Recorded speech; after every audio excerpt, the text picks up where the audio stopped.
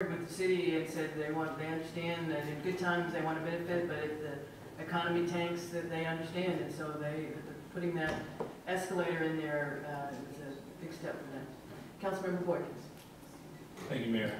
Colleagues, first of all, I look forward to support this item, Mayor. Let me just remind you guys that I don't know how often we have to put a rag in water and squeeze it until, maybe if it's a blue rag, we squeezing it until the color turns white, maybe. I don't know what the objective will be at the end of the day when you have a blue rag trying to squeeze it until it turns white.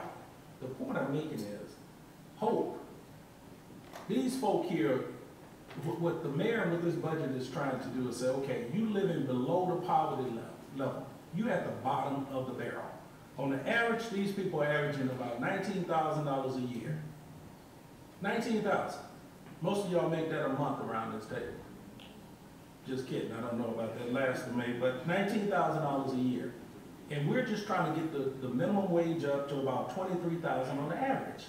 Man, these are people who need help. And in good conscience, whether you agree with it or not, nobody around this horseshoe should not support it. Nobody. We're just trying to help people. I have to remind you guys, and I say it over and over and over again, I'm at a point where my mother raised 7 boys by herself in the projects. You don't forget this when you get to this point in life where God has blessed you. Don't forget about the least and the last. The money's in the budget. We shouldn't be questioning.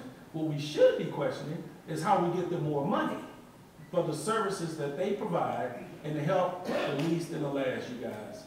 Come on now. We've been blessed. Let's not take from people squeezing this rag to where there's no more water in the rag, where you're trying to just change the makeup. Let's not play with these people's lives. Because what happens is this. You pay me $19,000 a year. What that does to me, make me look for a second job. Maybe I don't want a second job. Maybe I get into selling drugs, breaking the law. Then I get caught. Then I go to prison. Then I go to prison where it costs $50,000 a year to incarcerate me, when you could have put that money on the front end and given me an opportunity to earn a decent wage the right way. So we starting here, man. We got, and I'm not predicting that. I'm just saying that's what happens.